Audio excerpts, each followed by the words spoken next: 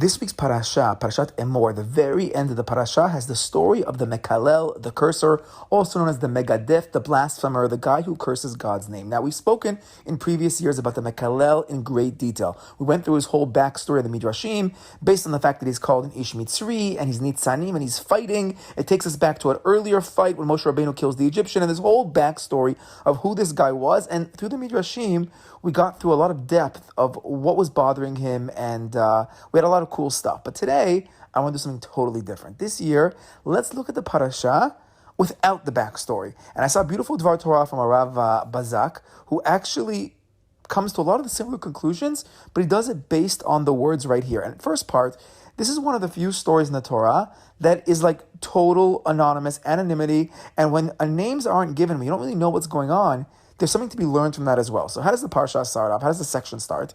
So it says, Vayetze ben Isha Yisraelit. There was a guy who was the son of an Israelite woman.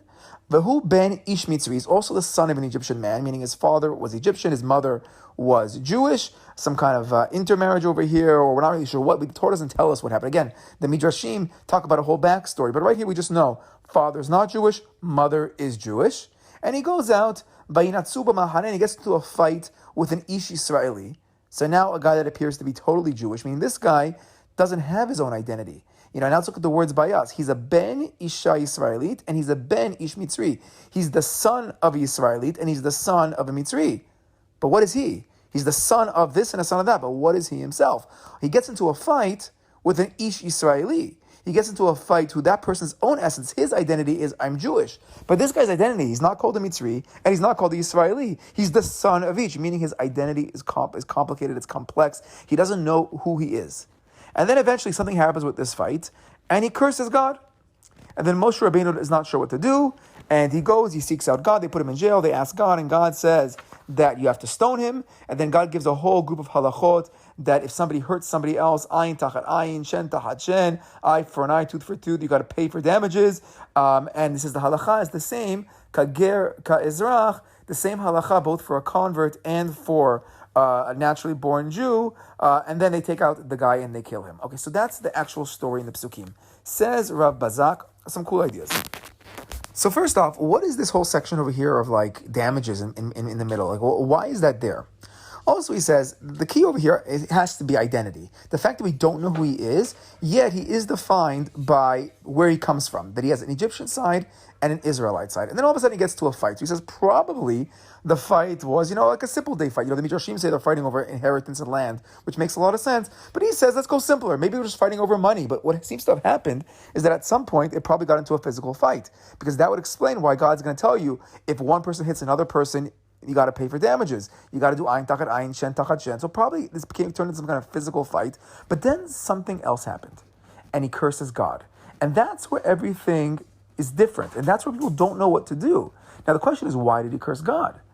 So the most likely answer is he's going to curse God because of his status, because he's not sure who he is and what he's all about. The fact that he has part Egyptian, so the whole backstory that made us feel really bad and played on our emotions and created this very sob story of this unwanted child. So says Rav Bazak, you see that clearly just from the words themselves.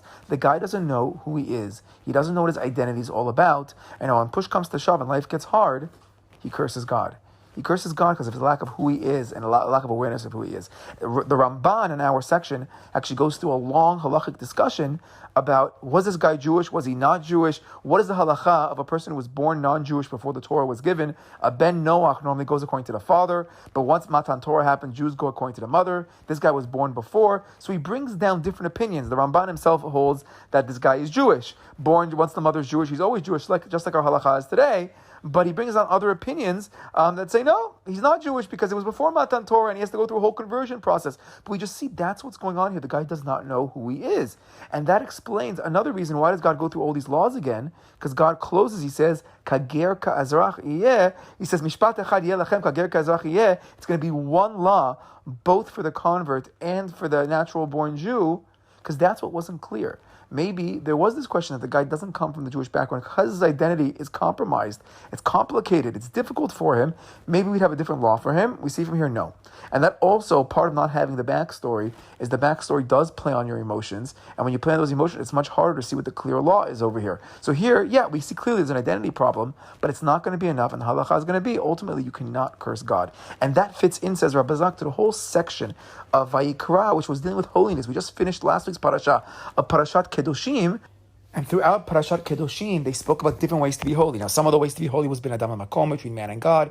Some were bin adam lechavero, between man and man. And some of the halachot we spoke about just recently as last week was don't speak lashon hara. And another one was don't curse your parents.